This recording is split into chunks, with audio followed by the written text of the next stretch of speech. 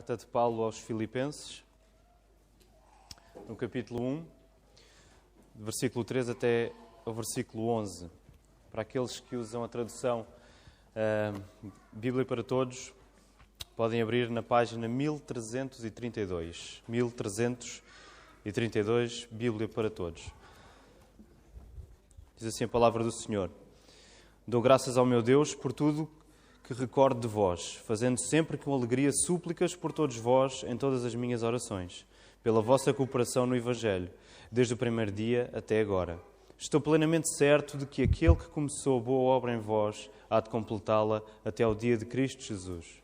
Aliás, é justo que eu assim pense de todos vós, porque vos trago no coração, seja nas minhas algemas, seja na defesa e confirmação do Evangelho, pois todos sois participantes da graça comigo.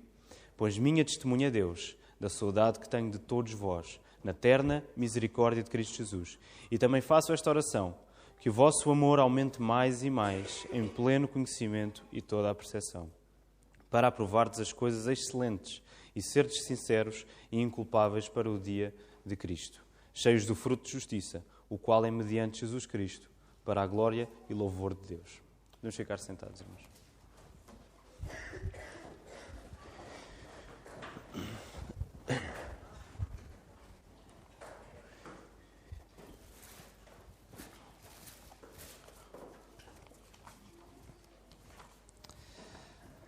Já é o segundo domingo que celebramos o Advento e caminhamos ansiosamente e com alegria para a celebração do nascimento do Senhor Jesus e vamos até à carta de Paulo aos Filipenses.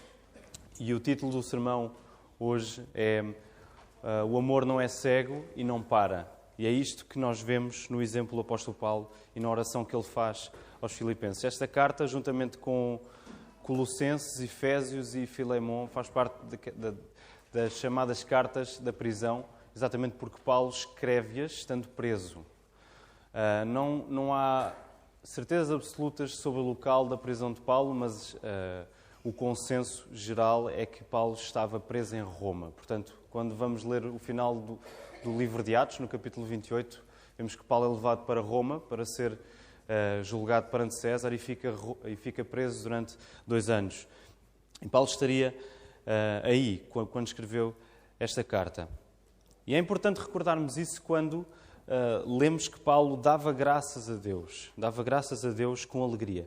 Ele não faz da sua prisão um empecilho, não é algo que o prende, na verdade, mas ele faz da prisão que ele está a viver um impulso para o louvor a Deus. Paulo sabia exatamente que por isso o facto de ele estar preso evidenciava que o Evangelho estava a ser pregado, estava a ser anunciado, estava a ser espalhado pelos povos, pelas pessoas.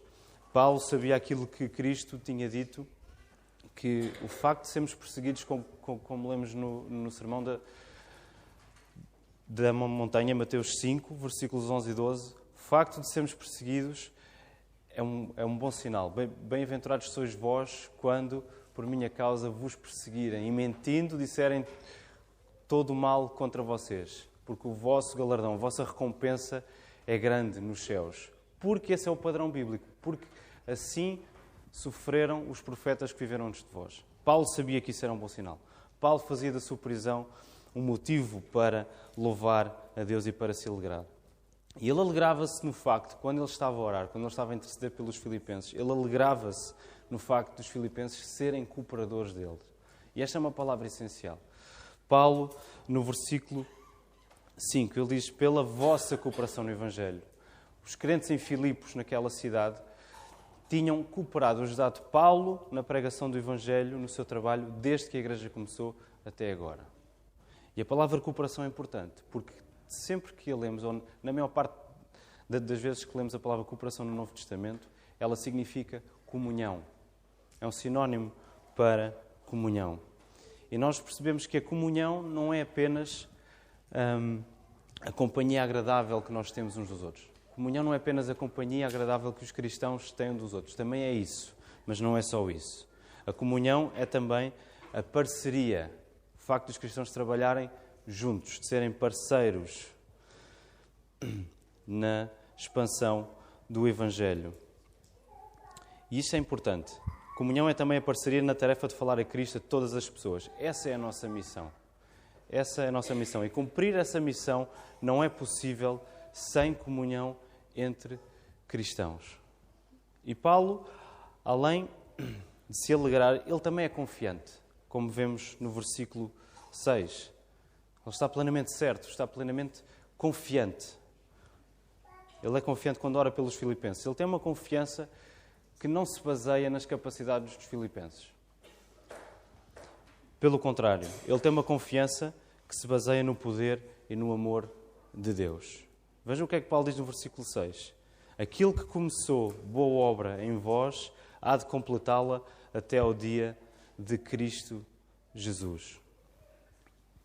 Portanto, o que Paulo está a dizer é Deus que sustenta tudo. Por isso, o trabalho que vocês fazem, o trabalho da Igreja, está firmado no Deus que trabalha do início ao fim. E duas coisas muito práticas retiramos disto. Nós vivemos a nossa vida cristã com humildade, mas também vivemos com confiança. Porquê? Somos humildes porque foi Deus quem começou a obra da salvação na nossa vida e é Ele quem a vai completar. É Deus quem nos salva e quem nos mantém fiéis e perseverantes na fé. Por isso não há nada que nos possamos orgulhar.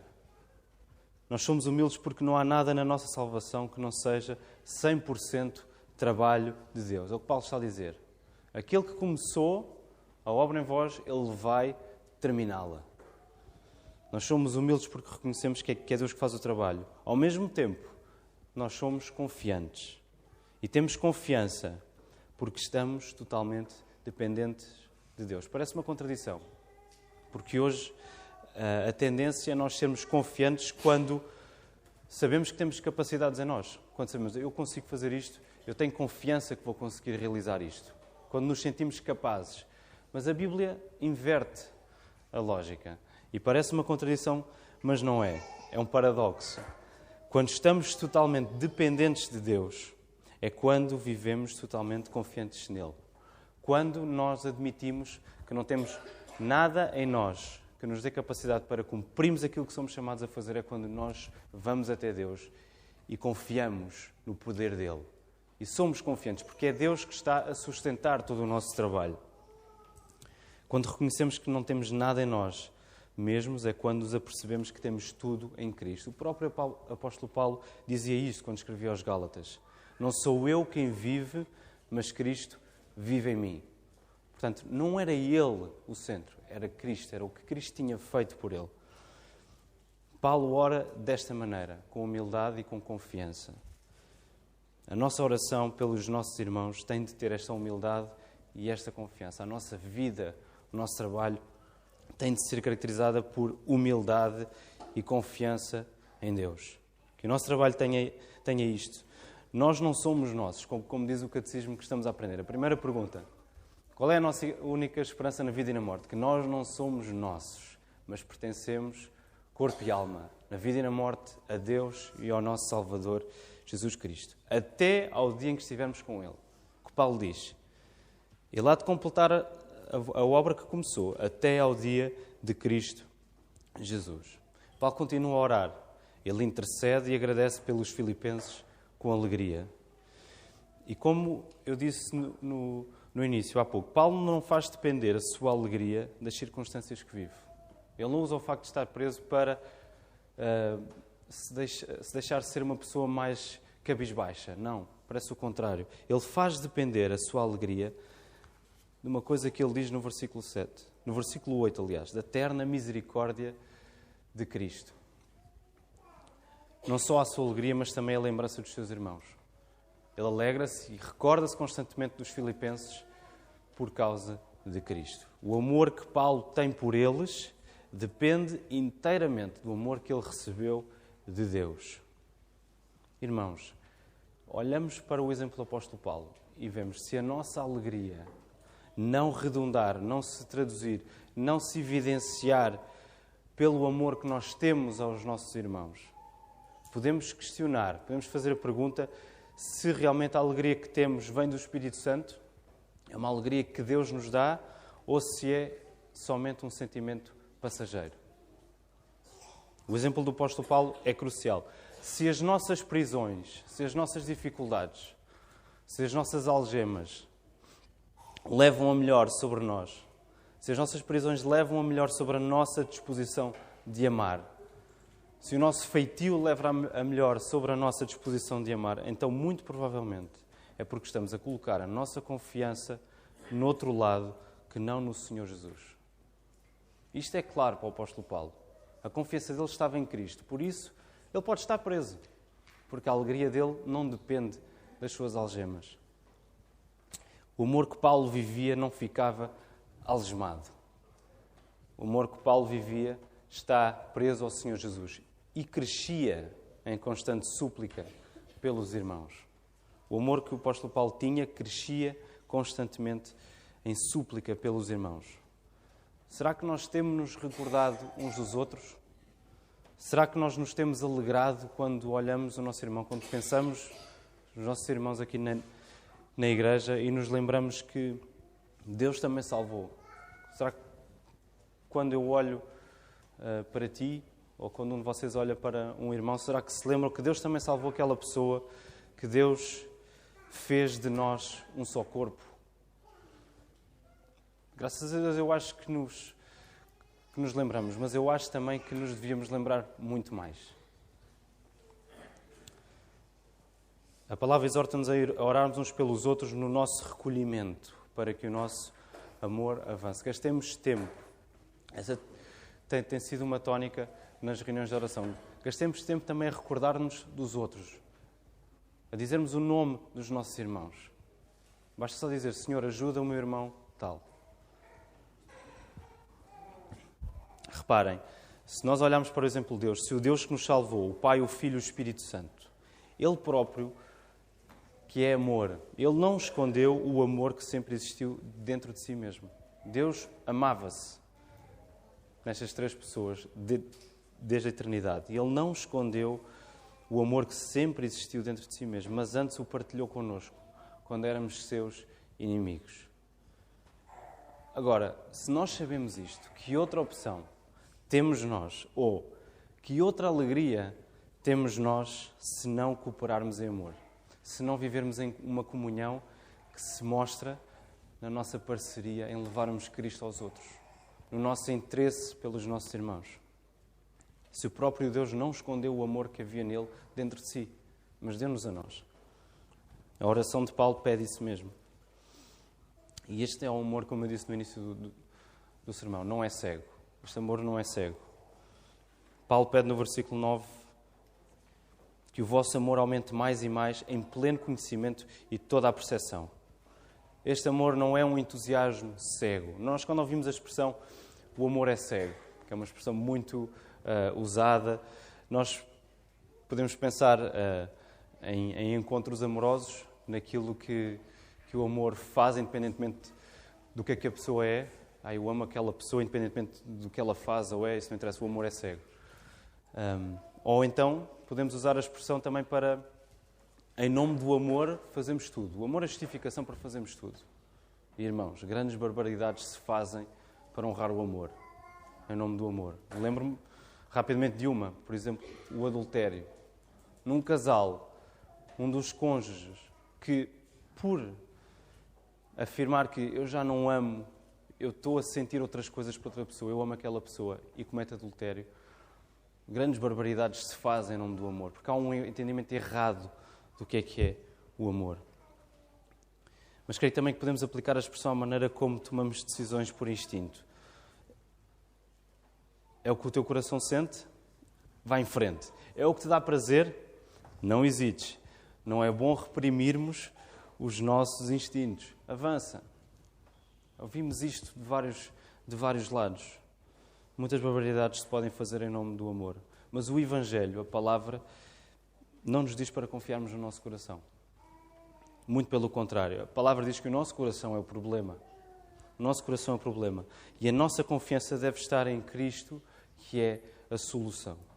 Se Deus é amor, se Deus é o autor do amor, o amor tem de respeitar, por definição, quem Deus é. Não faz sentido falar em amor se não tivermos em conta as coisas que agradam a Deus. Não faz sentido. Como diz o texto no versículo 10, há coisas excelentes. O apóstolo Paulo diz: aumentem o vosso amor em todo o conhecimento e toda a percepção, para aprovardes as coisas excelentes. Temos de ter em conta as coisas que agradam a Deus, porque há coisas excelentes. Mas também há as coisas que não são excelentes. Há as coisas que são más e que não agradam a Deus. Amor sem conhecimento não é amor. É um sentimentalismo. Da mesma maneira, conhecimento sem amor para nada serve. É apenas informação. É isso que 1 Coríntios 13 nos diz. Sem amor podemos saber tudo, que nada vale. Nós não podemos amar mais a Deus se não o conhecermos melhor. E Paulo liga as duas coisas de forma perfeitamente natural. Queres amar mais a Deus? Conhece-o melhor. Se amas a Deus, vais ter o desejo de o conhecer melhor. Da mesma maneira, se nós dizemos que amamos os nossos irmãos e não conhecemos as suas dificuldades, não conhecemos as dificuldades dos nossos irmãos, não nos interessamos por aquilo que eles vivem, por aquilo que eles estão a passar, o que é que nós estamos a ser? Estamos a ser hipócritas. Estamos a ser mentirosos, como em 1 João diz. Se vocês dizem que amam a Deus e odeiam o vosso irmão que está ao vosso lado, vocês são mentirosos. Se nós dizemos que amamos o nosso irmão e não nos interessamos por ele, nós estamos a ser hipócritas. Novamente, o exemplo é o próprio Deus. O próprio Deus conheceu a nossa miséria e desespero por graça. Ele conhecia-nos. Ele conhece isso perfeitamente. Ele nos amou com todo o conhecimento a nosso respeito. Deus Pai sabia muito bem que estava a entregar o seu Filho, que é Deus, para morrer no lugar de quem nada merece. Deus sabia isto. E Ele conhecia-nos, sabia que éramos seus inimigos e resgatou-nos para estarmos com Ele, para o conhecermos. Irmãos, se verdadeiramente o Espírito Santo habita em nós, também habita em nós o desejo de conhecer mais o Deus que nos salvou. Examinemos-nos. A oração de Paulo, a intercessão, a alegria dele também, eu leio também como um aviso. Examinem-se. Ponham à prova a vossa vida. Será que nós vivemos um sentimentalismo? Ou será que de facto vivemos um amor que vê Deus, que vê os outros e que não para? Um amor que não se deixa ficar, que avança. E em toda a sua oração, Paulo tem uma preocupação que não é o seu conforto. A preocupação principal de Paulo não é ele sair da prisão. A preocupação principal de Paulo é a glória de Deus. É que os filipenses vivam vidas de bons frutos para a glória de Deus. Paulo não se mostra preocupado, acima de tudo, em sair da prisão. Ele está preocupado com a vida da igreja, para que os cristãos vivam vidas santas, para a glória de Deus. E há um ponto de chegada na nossa caminhada cristã. Paulo fala nisto duas vezes, no versículo 6 e no versículo 10. Para o dia de Cristo, até ao dia de Cristo Jesus. Há um ponto de chegada na nossa caminhada cristã que é o dia de Cristo, o dia em que o veremos face a face. É por isso que a palavra, é por isso que a Bíblia está muito mais preocupada com a vida que nós vivemos do que com o conforto que nós temos. É muito mais importante isso. Nós, quando estivermos com o Senhor Jesus, não lhe vamos mostrar o nosso conforto, a nossa casa, as coisas que nós adquirimos. O que nós vamos ter para mostrar ao Senhor Jesus é a nossa vida, a maneira como nós vivemos. O conforto não interessa, interessa a glória de Deus. E o Natal, a mensagem do Natal também nos recorda isso. Jesus nasceu sem qualquer conforto.